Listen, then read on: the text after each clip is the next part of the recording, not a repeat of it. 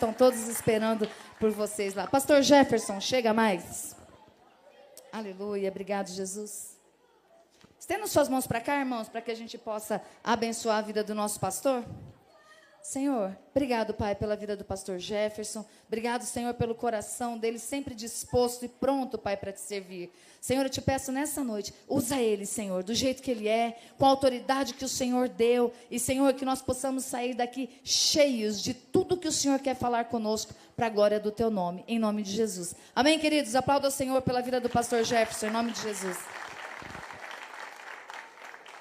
Graça e paz, meus irmãos, mais uma vez, glória a Jesus. Abra a tua Bíblia, por favor, no livro de Apocalipse, capítulo 3. Hoje nós vamos falar um pouquinho sobre carta à igreja de Filadélfia. Quem estava aqui de manhã, vai ouvir uma dobradinha aí dessa ministração, que hoje de manhã eu falei um pouco sobre isso. Eu estou reestudando um pouquinho, claro, bem superficialmente, acendendo um pouco as memórias, sobre a carta às 7 igrejas da Ásia. E a semana passada nós falamos sobre Laodiceia. E hoje vamos comentar um pouquinho sobre Filadélfia, sobre a igreja que estava nessa cidade e algumas particularidades dela que é importante para a nossa vida. Para quem não sabe, Apocalipse fica quase no final da capa final. Antes da capa final.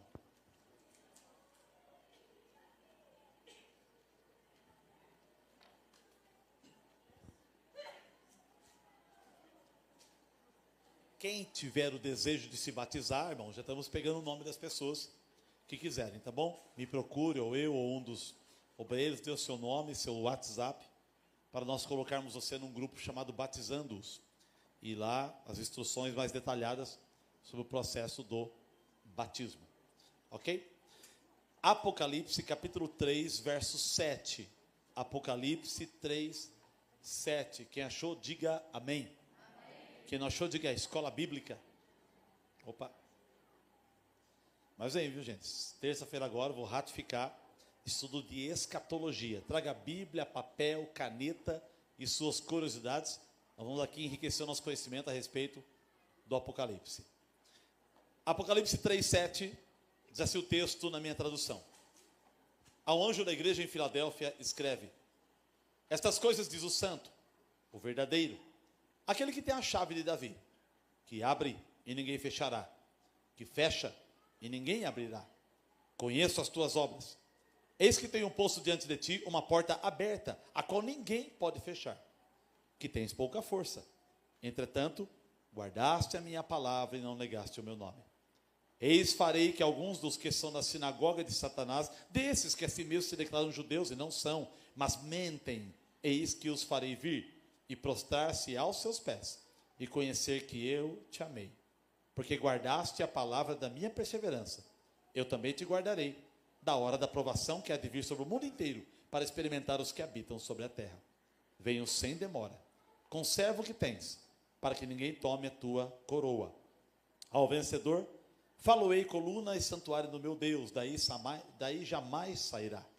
Gravarei também sobre ele o nome do meu Deus, o nome da cidade do meu Deus, a nova Jerusalém que desce do céu, vinda da parte do meu Deus e o meu novo nome. Quem tem ouvidos, ouça o que o Espírito diz às igrejas. Amém. Vamos lá. Só uma pincelada, como semana passada, para aquecer um pouco a tua memória dos que estavam aqui.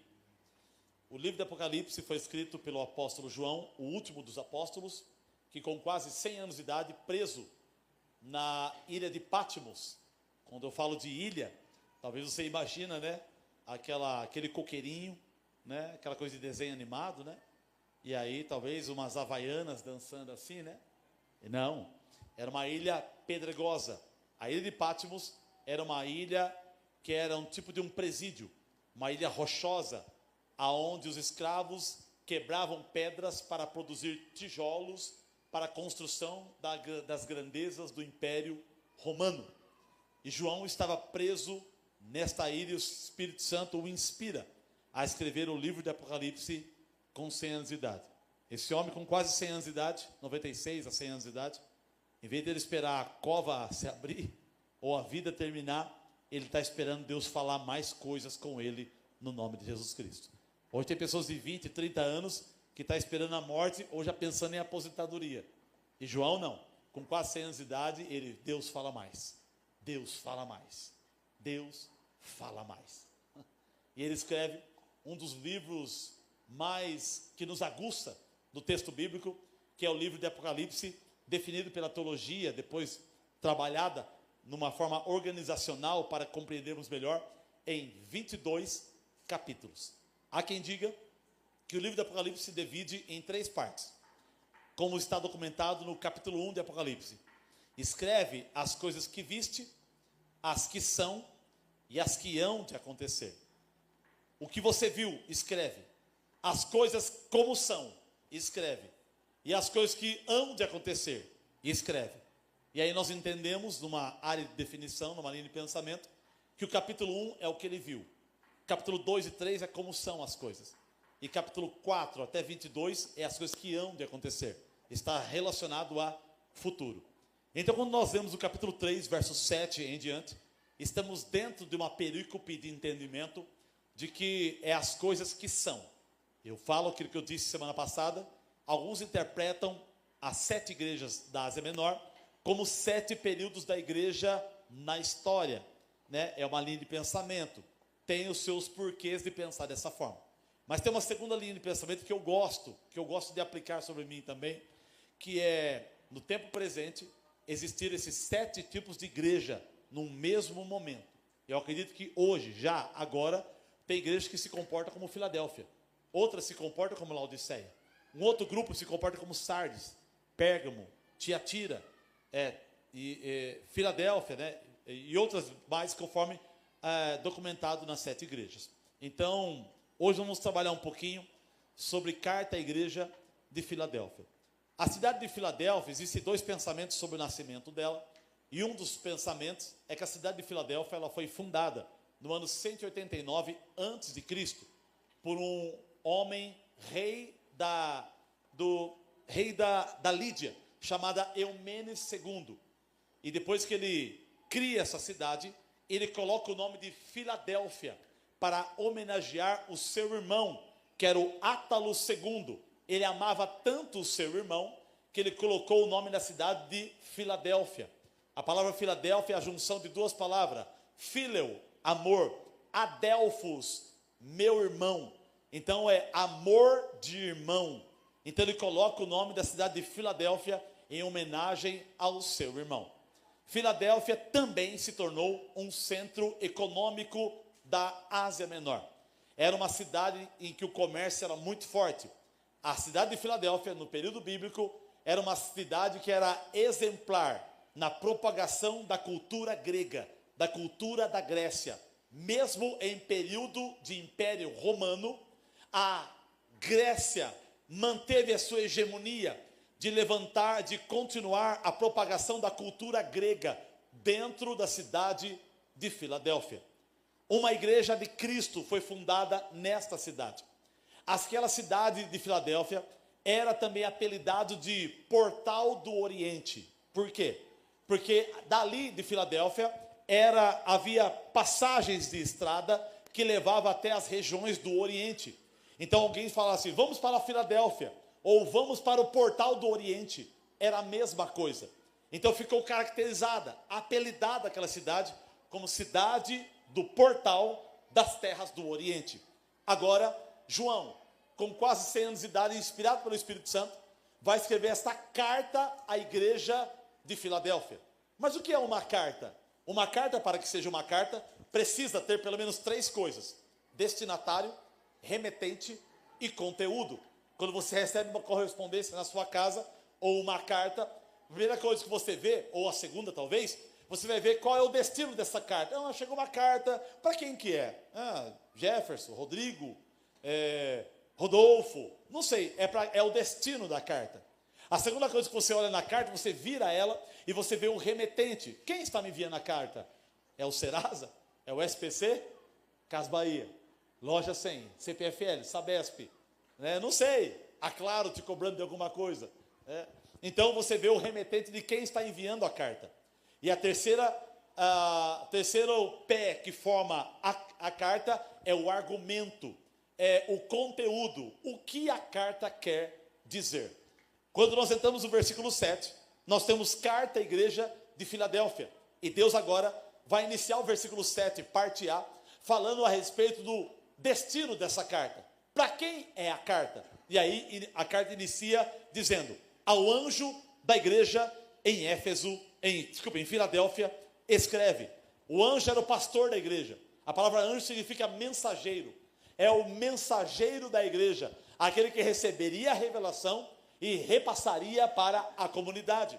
Uma coisa eu aprendo aqui já no destinatário: tudo que Deus fala tem um destino, tudo que Deus fala tem norte, tudo que Deus fala tem rumo.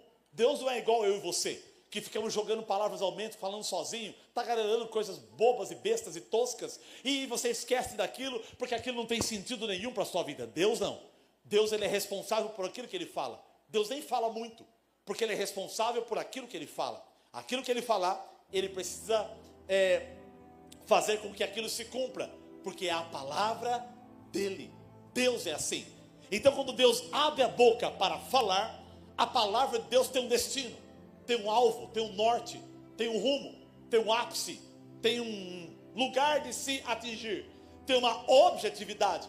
Quando Deus abre a boca para falar para a igreja de Filadélfia, ele já ministra essa palavra ao coração do líder, para que o líder ministrasse ao coração do povo.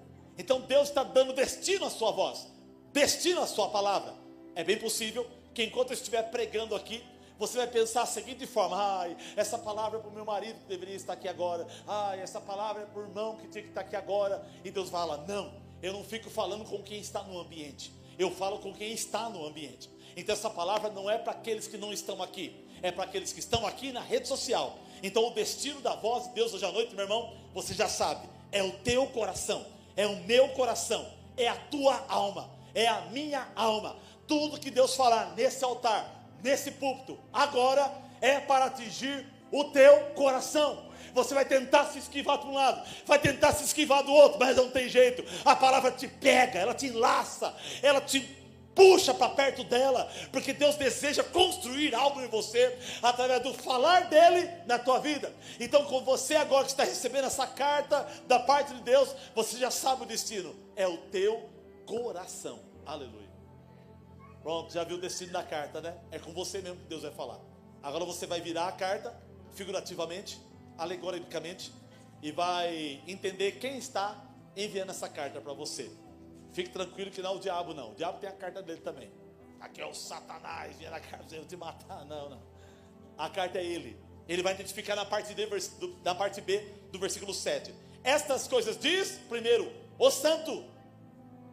Deus se identifica como santo, como quem diz: o que vai ser lido na carta é algo puro, é algo raro, é algo importante, é algo relacionado à santidade, à pureza. Deus se identifica com aquilo que será a essência da carta. Então, se ele está dizendo, aquele que diz é o santo, pode ter certeza que é algo santo que ele vai liberar ao teu coração hoje à noite, em nome de Jesus. Segunda identificação do remetente de Deus, vírgula, o verdadeiro, é o que está documentado no texto. Essa diz o santo, vírgula, o verdadeiro. Sabe o que Deus quer dizer quando ele fala que ele é verdadeiro? Ele quer que você dê crédito naquilo que ele fala ao teu respeito. Porque muitas vezes você acredita nas mentiras do mundo e você deixa de acreditar nas verdades de Deus para o teu coração. Nós somos assim. Se alguém falar, eu te odeio, você se desanima. Se alguém falar, eu amo você, você obrigado aí pela palavra, você nem se levanta muito. Nós temos uma tendência de uma negatividade terrível, que precisa ser consertada dentro do nosso coração, dentro da minha alma. Então Deus está dizendo pelo remetente: meu filho, tudo que eu falar para você nessa carta é verdade. Acredite, confie, aplique o teu coração, considere. Meu irmão, tudo que Deus fala a seu respeito deve ser levado em conta, porque o que Ele fala sobre você é verdade. Pastor, pastor, o quê? Se ele diz que ele te ama, é verdade, ele te ama. Se ele diz que ele gosta de você, é verdade, ele gosta de você. Se ele diz que ele vai salvar a tua família, é verdade, ele vai salvar a tua família. Se ele diz que ele te deu a vida eterna, é verdade, você já tem a vida eterna porque ele falou. Quando ele fala alguma coisa, eu devo dar crédito para aquilo que ele fala. Por isso que ele se identifica como verdadeiro, porque tudo que ele abre a boca para falar ao meu respeito, ao seu respeito, é verdade. E você precisa crer nisso. Às vezes é uma dificuldade para a gente crer no que Deus fala ao nosso respeito, né? Uma guerra, uma batalha. Às vezes você não acredita em nada que Deus falou, mas você cria uma fábula na sua mente e você confia naquilo. Já viu a historinha de um homem, né? É uma história fictícia, de um homem que uma vez ele estava indo na casa do amigo dele para lhe emprestar um martelo. E ele começou a criar uma fábula na mente dele, né? Eu vou na casa do meu compadre lá, eu vou emprestar um martelo. Aí ele pensa assim, mas e se ele não emprestar o martelo? Não, mas ele tem que me emprestar o martelo. Não, não é possível, eu sou amigo dele, tem que me dar o martelo. Não, quer saber, eu vou lá, vamos ver se ele vai me dar o martelo. E no caminho para casa, eu falei, não, ele tem que me dar o martelo. Não, se ele não dá o martelo, não, ele vai ter que me dar o martelo. Mas se ele não me der o martelo, eu vou falar umas boas para ele. Não, mas é só para ter uns pregos e devolver para ele o martelo. E ele vai, e aquilo começa a criar um ranço no coração dele. Não, eu quero pagar martelo, não. Se ele não dá o martelo, ele vai se ver comigo. E daqui a pouco ele chega a cara assim, ó. E o compadre, compadre, bom dia, compadre, olha, vem pegar o martelo. Se você não quiser dar o martelo, é fácil que você quiser com o martelo. E foi embora. Ué, ele foi criando uma fábula na mente dele. Ele nem sabia se o compadre ia dar ou não o martelo. Assim, às vezes, é a vida de muitos de nós. Você fica criando fábula. Não, eu não vou fazer aquilo não, porque vai que... Porque daqui a pouco alguém vai pensar aquilo. Mas e se... O e se não existe. O e se é uma possibilidade que não existe. E você dá um valor para a fábula, que eu falo, isso aqui é um copo de vidro. Não, eu sei, mas poderia ser um de Páscoa, né? Aí você fica valorizando aquilo que é abstrato e esquece de valorizar aquilo que é concreto. Nós somos assim, precisa corrigir a nossa mente. Então Deus quer que eu acredite no que Ele fala ao meu respeito. A palavra de Deus é real e concreta. Jeremias capítulo 1, versículo 12, Deus diz para Jeremias, Jeremias, o que vês? Ele diz, vejo uma vara de amendoeira. E Deus fala para ele, viste muito bem, porque eu velo pela minha palavra para a cumprir. Do jeito que a vara de amendoeira é real na tua frente, assim também é a minha palavra quando eu abrir a boca para falar. É real, e ela vai cumprir os objetivos daquilo que eu falei. Deus é assim. Mas Ele também se identifica de uma terceira forma. Santo, verdadeiro. E Ele vai dizer, aquele que tem a chave de Davi. E quando abre ninguém fecha, quando fecha ninguém abre. Chave significa autoridade. Eu tenho autoridade de rei. E pelo fato de eu ter a autoridade de rei, quando eu abro, ninguém fecha. E quando eu fecho, ninguém abre. Ele está dizendo o quê? Que Ele é o Deus da última palavra. Ele é o Deus da última palavra. Eu não sei que palavra você tem ouvido pela boca dos outros. Eu não sei o que sua mãe fala para você, o que seu pai fala para você. Eu não sei o que seus amigos, colegas, parentes, familiares, conhecidos falam para você. Eu não sei o que o Jornal Nacional fala para você. Eu não sei o que o Pingo do Zi, ou o Jovem Pan, ou o que fala para você. Eu não sei os rumores que você ouve. Você pode ouvir todo mundo falar um monte de coisa para você, mas é Deus que tem a última palavra. Se Ele diz abre, ninguém fecha mais. Se Ele diz fechou, ninguém abre mais. Deus é o Deus da última palavra. Ainda que o mundo fale o que quiser sobre mim, eu devo olhar para o céu e falar o que o Senhor está falando ao meu respeito. E o que Ele falar, isso sim você deve dar credibilidade. Então Deus é aquele que tem a chave de Davi. Quando abre ninguém fecha, quando fecha ninguém abre. Deus é Deus da última palavra. Provérbios 21, 31 diz que o cavalo prepara-se para o dia da batalha, mas do Senhor é que vem a vitória. Há caminhos que parecem belos aos olhos do homem, mas Deus sonda os corações. Então Deus é aquele que dá a última palavra. O coração do homem pode fazer planos, mas a resposta certa vem do Senhor. Então o remetente, ele vai dizer que ele é santo, ele vai dizer que ele é verdadeiro, E ele vai dizer que ele tem autoridade para abrir e fechar coisas na tua vida. É Deus que abre portas para você e é Deus que fecha portas para você. Olha ele se identificando nas questões das portas. Ele pode abrir coisas na tua vida ou ele pode fechar coisas na tua vida. Talvez você entrou aqui hoje à noite e algumas coisas têm se fechado na tua vida. E Deus está falando, sou eu que tenho fechado coisas na tua vida. Por quê? Porque essa porta não serve para você. Eu tenho algo melhor para a tua vida. E de repente tem portas que têm se aberto para você. E fala, meu Deus, você viu o que é isso? Sou eu abrindo, porque eu quero que você passe por lado de lá e desfrute das coisas que eu tenho preparado para você. Então acredite nas portas abertas de Deus e acredite nas portas fechadas de Deus para a tua vida. Vai ter coisa que vai dar certo na tua vida porque é Deus, e vai ter coisa que não vai dar certo também porque é Deus te livrando de coisas. Quem mora aqui em Montemor, é maravilhoso morar em Montemor, né? Os nascidos e criados nessa cidade. Então eu encontro pessoas hoje que eu estudei na primeira série, segunda série, terceira série. E a gente olha aquelas menininhas que a gente gostava na segunda série, mas vai que gatinha. Aí passou-se 30 e poucos anos. Aí você olha, vai falar, Deus, que livramento. Aí você olha aquelas menininhas que você zoava ela, perna de tizil, sequinha, aquele cabelinho, pioenta, assim, troncha. Aí você olha e fala, meu Deus, eu zoava tanto aquela menina, que top tá hoje. Né? A cidade de Montemor é assim. Não, o cara era magrelo, engordou demais. Nossa, o cara era gordo, afinou. Não, olha, aquele era ninguém, agora é alguém na vida. Nossa, aquele achava que ia ser tão alguém e agora é um ninguém. Então tem muitas dessas oscilações numa cidade como essa, né? Eu não sei o que as pessoas pensam de mim, né? Mas não importa. Importa é o que Deus pensa de mim e o que você pensa de mim.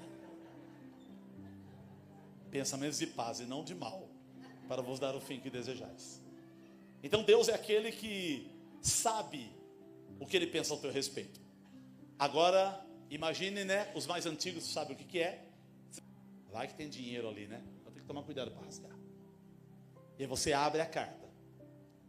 E agora, desdobrando a carta, você vai ler a carta. Versículo 8. Ele vai dizer, conheço as tuas obras. Só conhece as minhas obras quem anda comigo. Só conhece a minha vida quem me acompanha. Só conhece as minhas atitudes quem está comigo a todo momento e vê os detalhes da minha vida. Deus está dizendo para a igreja de Filadélfia, eu ando com vocês. Eu caminho com vocês. Eu conheço as suas obras. Quando, queridinha, você está lavando seu prato lá na sua casa, Deus está vendo você. Quando você está lá passando pretinho no pneu do seu carro, Deus está vendo você. Quando você está ali assistindo suas séries Netflix, né, com o seu pezão pro alto, Deus está ali também com o pé dele pro alto assistindo com você, eu acho. Quando você está ali jogando videogame, Deus está ali. Não sei se você está jogando videogame, mas Ele está ali te assistindo. Deus está com você. Quando você está acessando as redes sociais, Instagram, Facebook, X, e outras coisas mais, YouTube da vida, cuidado, Deus está ali com você. Então note que Ele conhece as suas obras. Ele está dizendo, na aplicação pessoal para a nossa vida, que Ele caminha conosco. Você pensa que quando você sair dessa porta para fora, você vai sair da presença de Deus? Até nós temos um hábito de falar, né? Irmãos, vamos orar para entrarmos na presença de Deus. Não, eu entrei na presença de Deus em novembro de 98 e nunca mais saí até hoje, né? Qual foi o dia que você se converteu a Jesus Cristo? Você levantou a mão para Ele e confessou Romanos 10:9, falando que você crê nele, crê na cruz. Aquele dia você entrou na presença de Deus e nunca mais você saiu. Ainda que você escorregou, deslizou, deu uma balangada, Ele ainda está com você e você ainda está na presença dEle, aleluia. Oh glória, Ele conhece as tuas obras, e conhecendo as tuas obras, Ele te analisou e decidiu tomar uma decisão no coração dele. Tem coisas que Deus toma uma decisão sem precisar das minhas obras, mas tem coisas que Deus toma decisão pensando no meu comportamento. Tem decisões que são incondicionais, não interessa o que você faça, Ele decidiu e pronto, acabou. Mas tem decisões que Deus decide olhando para você e vendo o seu comportamento. No caso de Filadélfia, Ele vai analisar o comportamento. E aí parte B do versículo 8, parte A, conheça as tuas obras. E aí parte B, eis que tenho posto diante de ti uma porta aberta, e essa porta ninguém pode fechar. Deus está dizendo, eu estou olhando vocês, Filadélfia. Tenho analisado o comportamento de vocês. E analisando o comportamento de vocês, eu decidi abrir uma porta. Assim como a cidade de Filadélfia é um portal do Oriente, vocês receberão uma porta aberta do céu para vocês. E essa porta está aberta. Que bênção, né? Você não vai precisar nem pôr a mão no trinco. Os mais nojentos, não sei quem toca nesse trinco, né? Põe luvinha, não precisa. Deus já facilitou para você. Ele já abriu a porta, já está reganhada. E acho que nem porta tem, já está aberta. E ele diz que a porta está aberta, na onde, irmãos? O que o texto bíblico vai dizer? A porta está aberta do seu lado direito? A porta está aberta do lado esquerdo? A porta está aberta atrás de você? Não, a porta está aberta diante, na tua frente, na tua cara. Como Deus facilita as coisas. Deus facilita as coisas para os seus filhos. Eu quero já liberar uma profecia para você. Deus vai começar a facilitar as coisas da tua vida, no nome de Jesus Cristo. Talvez se a faculdade está pesado, esse emprego está pesado, cuidar de família está pesado, talvez as dificuldades financeiras está pesado, cuidar da saúde está pesado, e Deus pela palavra está liberando uma revelação que eu vou facilitar as coisas da tua vida, colocando uma porta aberta na tua frente. Aleluia. E se ele abriu a porta e ninguém pode fechar, ai do diabo se tocar na porta. Então a porta não pode ser fechada. O diabo, Deus abriu, o diabo, vou fechar. É ele que não é louco de meter a mão na porta que Deus abriu. Deus fulmina ele. Então ele não pode ir com a porta. Então o que ele vai fazer? Ele vai criar barulhos do seu lado direito, esquerdo e no fundo, para fazer você sair da atenção da porta que Deus tem para você. Ele vai tentar atrapalhar o seu olhar. Ele vai tentar tirar o seu foco de Jesus. Ele vai tentar tirar você da presença de Deus, para você se perder e não encontrar a porta que Ele tem para a tua vida. Quantos dos nossos irmãos perderam o rumo da porta? Porque quando iam passar, o diabo, vem aqui um pouquinho, você, peraí, porta, o que é? Daqui a pouco ele vai aqui, daqui a pouco aqui, o diabo fica brincando de rodar você naquela brincadeira, pronto, vai achando a porta, fica meio junto assim, e não acha mais a porta, embriagado com as coisas do mundo, e você não consegue mais encontrar a porta que Deus tem para a sua vida. O diabo sempre vai criar barulhos para tirar a sua atenção da porta que Deus preparou para você. E você não pode deixar isso acontecer. Você tem a responsabilidade de cuidar do seu foco, do seu objetivo, da sua vocação, do seu chamado, para você não perder a porta que Deus abriu para você, diante daquilo que Ele analisou sobre a sua vida. Não perca o rumo da porta. Não perca a direção da porta. Quantos se perderam da porta? Eu falei hoje de manhã, vou repetir aqui. Tem pessoas que perderam o rumo da porta, mesmo a porta estando aberta. Não consegue passar por elas. Tem pessoas que saem de Baltimore e vai para o litoral norte na praia, viajando 4, 5, 10 horas. E não consegue passar dessa porta para dentro, porque o diabo não deixa. Tem pessoas que quando não conseguem, elas vão para outras cidades e não conseguem sair da rua de trás, vir nessa rua da frente e entrar dentro dessa porta, porque o diabo não deixa. O coração endureceu, o coração fechou. Ela se guardou em sentimentos da vida, que ela largou a porta e começa a olhar outras coisas que não é a porta. É aquele sentimento de que o mundo é melhor, de que o mundo é mais gostoso, daquelas vontades de viver aquelas malignidades lá fora. Irmão, aquilo é tudo para tirar a sua atenção da porta que Deus tem para a sua vida. Se eu disser que o mundo é melhor do que servir a Deus, então eu vou falar que o diabo é melhor do que Deus. Não. Eu confio nele. Eu sei que o que ele tem é melhor do que aquilo que o mundo tem. Eu vivi uma vida de mentira no mundo. Eu vivi no mundo, sei que é empinar moto. Eu sei que é andar nos bordéis da vida. Eu sei que é nas danceterias. Eu sei o que era dançar aqueles passinhos. Lembra quando você treinava passinho na década de 80, 70? Até o Coutinho e a Beth faziam isso, eu acho. Não sei não. Você treinava passinho, Andréia? Treinava não, né? Aquelas músicas das 7 melhores da Jovem Pan. O Andrezão era magrelo, que era chupado e isso aqui, ó, né? A gente sabe o que é isso. Chegava em casa à noite, ia dormir, uma angústia tomava conta do coração, uma depressão, uma opressão, um demônio te pegava e você nem sabia que era ele. E uma tristeza, acordar no outro dia com ressaca, e você, eu tenho que tomar uma para sarar a ressaca, e você tomava para tapear aquilo, daqui a pouco você ficava alegre, disfarçadamente, encontrava os seus amigos, se metia, escondia as verdades do seu coração no ajuntamento holográfico, e daqui a pouco, 6 horas da tarde do domingo, ou à noite, a angústia te pegava de novo, e você não sabia, por quê? Porque você não encontrava a porta que Deus tinha para você, o diabo te puxava para lá, te puxava para cá, te puxava para trás, puxava para cima, puxava para baixo, mas para frente você não ia, porque o objetivo dele sempre foi tirar a sua atenção das portas que Deus tem para a tua vida. Mas hoje à noite, na autoridade do nome de Jesus, você vai enxergar a porta do céu para a tua alma e vai passar por ela, no nome de Jesus. Hoje você não perde o foco da porta,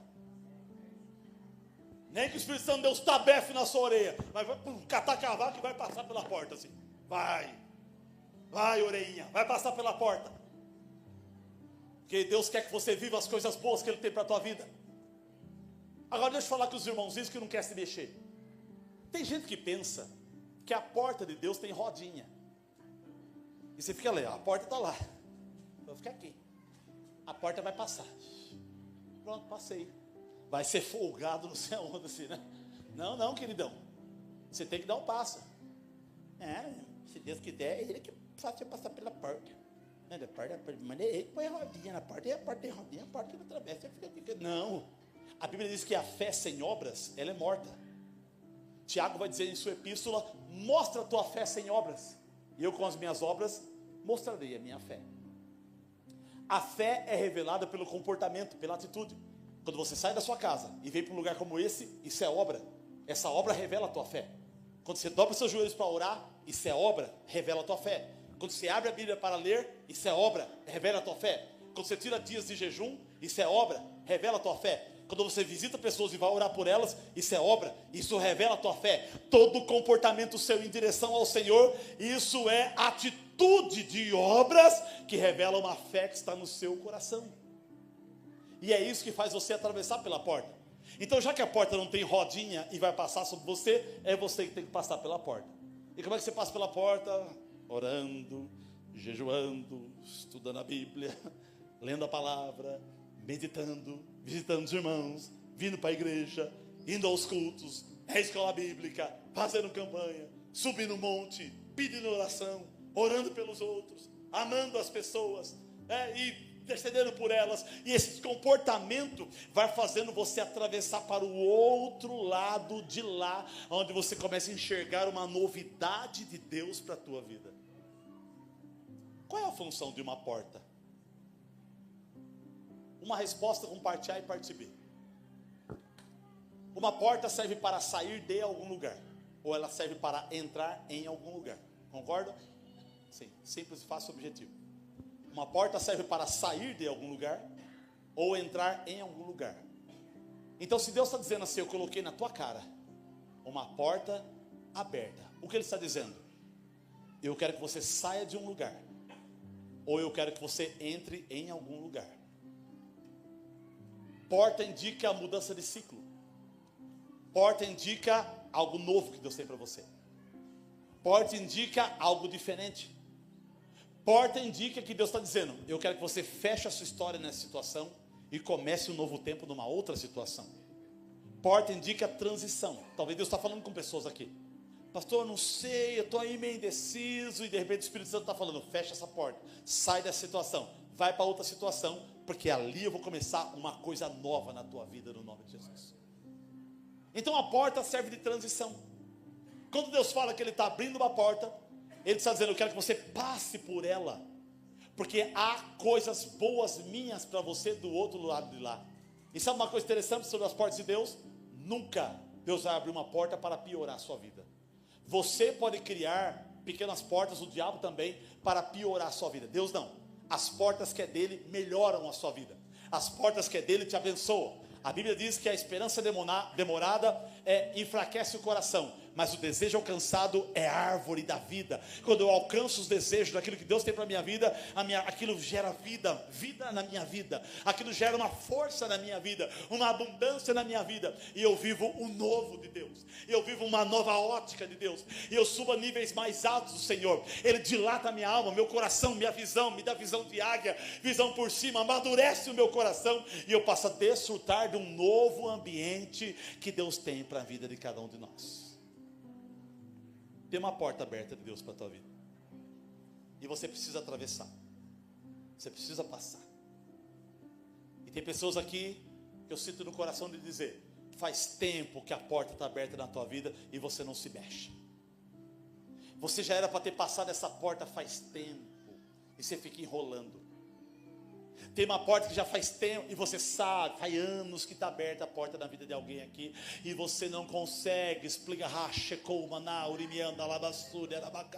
Você não consegue atravessar por ela, porque o diabo tem acorrentado os seus pés, suas mãos, e tem travado você com coisas desta vida e não deixa você nem pulando e ir para o lado de lá. É por isso que eu vejo hoje à noite, pelos olhos da fé, um anjo com uma espada desembaiada, cortando o laço, quebrando cadeias, rebentando algemas, trazendo liberdade, porque hoje é noite de avançar. Se prepare para você avançar em Cristo Jesus, aleluia. Oh. Filadélfia, passe para o outro lado. Eu abri uma porta para vocês. Vivo novo mel para vocês do outro lado.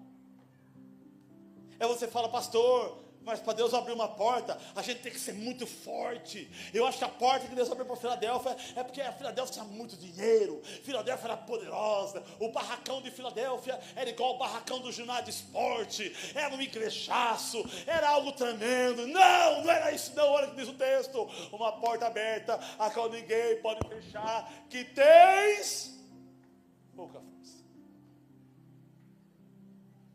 Você se sente fraco? Filadélfia era fraca. Tem situações da vida que a gente se sente impotente.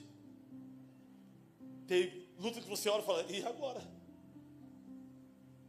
E ele está dizendo: Filadélfia era fraca.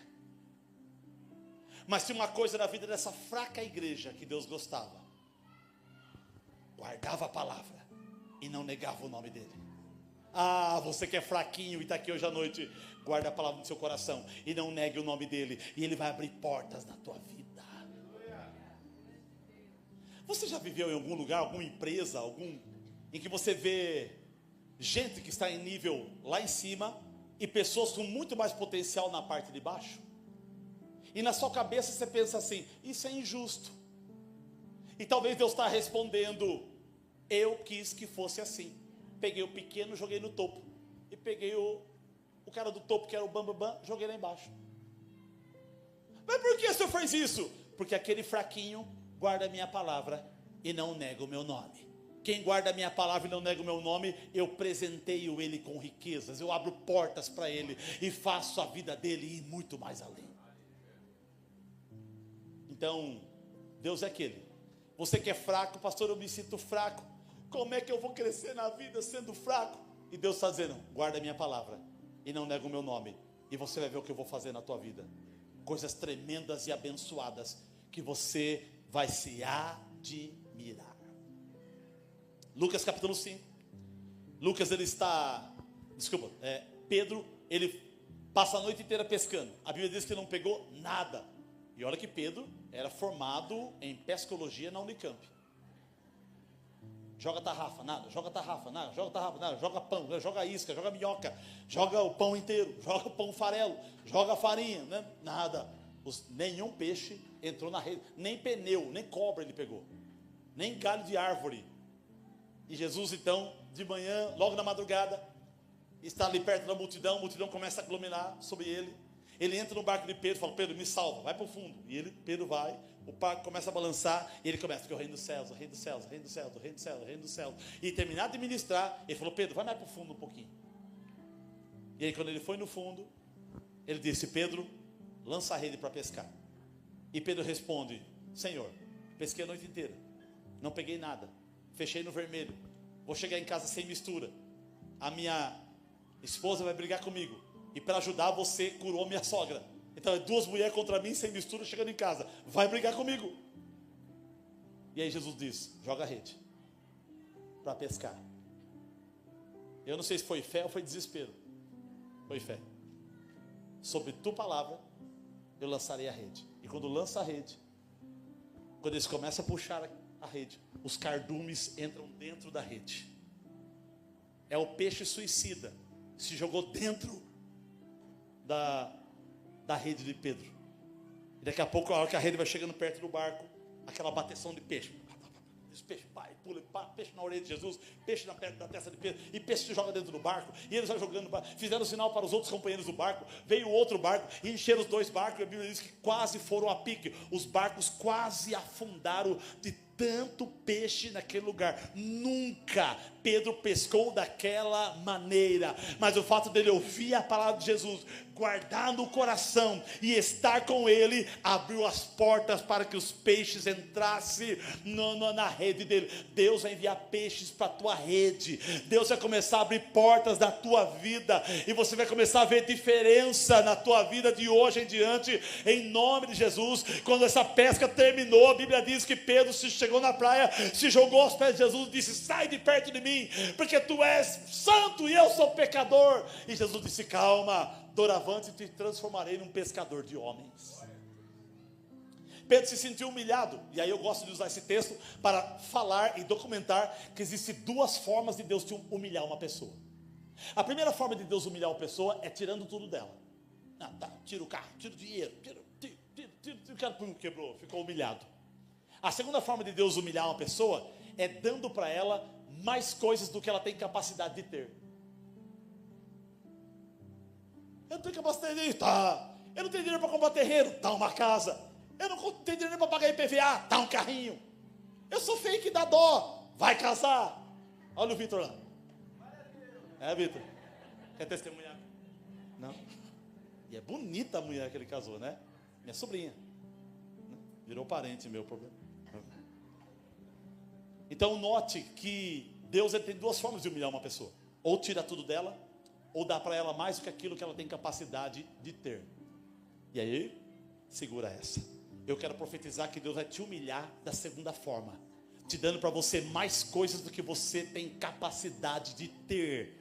Porque você não nega o nome dele e guarda a palavra dele. Se você tiver o coração voltado na palavra dele e acreditar no que Cristo fez por você na cruz do Calvário, se prepare para as portas de Deus se abrirem na tua vida. E quando as portas se abrem, a vida melhora, as coisas acontecem, a sua vida rompe, destrava, e você vive o novo de Deus para a tua vida. Se você quer viver o novo de Deus na tua vida, meu irmão, glorifique o nome dele, exalta o nome dele e aplauda o nome dele hoje à noite, em nome de Jesus. Oh Deus, oh Deus.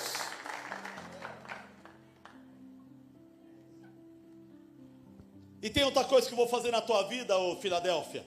O que? Versículo 9. Eis que farei que alguns da igreja do diabo, ou seja, sinagoga de Satanás, tem esses que falam que é judeu e não são, vou trazer até vocês, vão se prostrar aos teus pés, e vão saber o quanto eu te amei. É isso que diz o texto. Esses que declaram judeus e não são, mas mentem. Na sinagoga de Jesus você aprende a amar, na sinagoga do diabo você aprende a odiar. Na sinagoga de Deus você aprende a ter comunhão, na sinagoga do diabo você aprende a divisão. Na sinagoga de Deus você aprende a falar bem das pessoas. Na sinagoga do diabo você aprende a meter o pau nas pessoas. Na sinagoga do diabo você aprende a macumba. Na sinagoga de Deus você aprende a boa cumba. Acabei de inventar essa. Entende? Então, às vezes, dentro de uma igreja como essa, não é todo mundo gente boa. Eu não sei quem está aqui. Vocês não me conhecem, eu não conheço vocês. Será que tem joio e tem trigo? Eu estou olhando aqui agora, todo mundo com cara de anjo. Olha para montar do teu lado, vê se aí tem cara de anjo. Tem alguns que você enxerga até uma áurea aqui em cima, né? Olha o Henrique, cara de anjo. Loirão, olho azul, né? Verde. Verde. Ó, cara de anjo. Aquele anjo assim, da Itália. É anjo? Não responde. Entende? Então Deus está dizendo, eu vou selecionar quem é quem.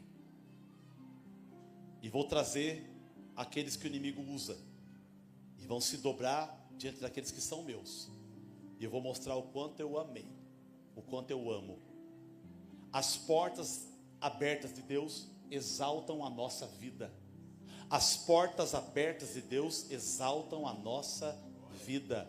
Deus tem um tempo de exaltação para a vida de cada um de nós. É só guardar a palavra e não negar o nome.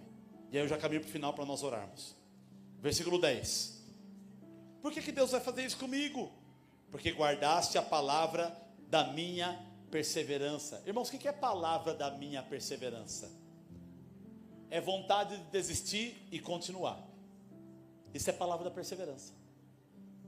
Palavra da perseverança é vontade de parar e continuar. É vontade de não servir mais a Deus, mas vou servir. É vontade de chutar o balde, mas quando você vai meter o pé no balde, você deixa o balde aí mais um pouco. Eu vou ter uma paciência com esse balde. E você continua vivendo mais um pouco. Palavra da perseverança é continuar no certo, com vontade de soltar o certo. Salmo 125, um dos versículos diz assim, ó, vamos recitar ali inteiro. Salmo 125. Os que confiam no Senhor são como os montes de Sião, que não se abala, mas permanece para sempre. Assim como os montes estão em volta de Jerusalém, assim Deus em volta do seu povo desde agora e para sempre. E eis que o cetro dos ímpios não permanecerá sobre a sorte do justo, para que o justo não estenda a mão à iniquidade. Ou seja, esse texto está dizendo assim, eis que o cetro é instrumento de reinado, o reinado do justo, a imposição do justo, né? A força do justo não vai durar por muito, a força do ímpio não vai durar muito tempo sobre o justo, porque senão o justo desanima e solta a verdade e vai viver a mentira. Deus está dizendo, aguenta firme, justo, porque eu vou destruir o cetro dos ímpios, para que o justo não vire ímpio. Deus tem um tempo que Ele permite o nosso sofrimento, mas só um tempo, depois é que Ele se encerra, e vem um tempo de bonança na tua vida, e você sobe para cima. Eu quero que você aprenda a aguentar firme hoje. Aguenta firme. Pastor, não está fácil, eu sei. Aguenta firme, palavra da perseverança. Pastor, você não sabe o que eu estou vivendo. Não sei, se quiser contar, fica à vontade. Se não quiser, mete no Facebook, eu vou ler lá depois. Senão não tem problema, me procura no gabinete e a gente conta. Mas eu vou dizer a mesma coisa para você. Persevere na palavra da perseverança. Guarda a palavra da perseverança. E aí ele vem no versículo 11 dizendo, porque eu venho sem demora. Guarda o que tens, conserva o que tens, para que ninguém tome a tua coroa, ninguém tome a tua autoridade, ninguém tome aquilo que você conquistou. Fica firme, para você não perder as coisas boas que Deus já te deu. Deus já tem te dado muitas coisas boas, e você precisa segurar isso na tua vida. Guarda a tua fé, guarda a tua unção, guarda os teus dons, protege o teu conhecimento, protege a tua família, protege as tuas coisas, os teus negócios, protege a tua estrutura, protege aquilo que Deus conserva, o que tens, para que ninguém tome a tua coroa, aquilo que você tem conquistado na presença de Deus. Guarda isso, porque Ele vem sem demora. Sem demora. Então a palavra hoje eu fecho a mensagem hoje dizendo, você precisa perseverar. Pastor, eu não sou forte, não precisa ser forte, só precisa guardar o coração na palavra e não negar o que Cristo fez por você na cruz. Só. Fácil, barato, ou melhor, de graça. Guarda a palavra e não nega o que Ele fez. E você vai ver que as portas de Deus vai se abrir para a tua vida no nome de Jesus. Tem gente cansada aqui. Tem pessoas que não conseguem mais enxergar o amanhã. Elas nem vivem mais, elas sobrevivem. Sabe o que é sobreviver? É perder a expectativa de futuro. Você fica só capotando, um dia após o outro. Vamos ver a terça-feira, quarta-feira, quinta-feira. Não faz plano mais, não tem objetivo. Não fala de viajar, não fala de roupa nova, não fala de sair, não fala de fazer churrasco. Parece o Ranzinza dos Sete Anões. Parece aquela hieninha do desenho do Manda-Chuva que eu assistia quando era criança. Ó céus, ó vida, ó azar. Eu não sei, né? Ele é tão negativo. Ele só sobrevive. E Deus está dizendo, eu quero te renovar hoje à noite. Você precisa abrir o coração para mim, colocar minha palavra dentro de você, não negar o meu nome e começar a ver na tua frente as portas que eu vou abrir para a tua vida, para que você viva algo novo. Deus vai presentear você com algumas coisas novas para estimular o seu coração de que vale a pena continuar. Vale a pena continuar. Vale a pena continuar. É isso que eu queria ministrar para vocês hoje à noite. E aí eu fecho só com o versículo 13. Quem tem ouvido, ouça o que o Espírito diz às igrejas. O Espírito Santo está falando com essa igreja hoje. Ele está dizendo, eu sei que você é fraco. Eu sei que você não tem muita força. Parece que o mundo inteiro é mais do que você. E às vezes é mesmo. Mas Deus está falando, tem um caminho que poucas pessoas sabem. Guarda a minha palavra. Não nega o meu nome. E espere que eu estou abrindo portas na tua frente. E você vai passar por essa porta. E vai desfrutar de coisas que ninguém consegue, mas para você eu faço porque eu te amo. Se coloque em pé, quero orar com você hoje à noite.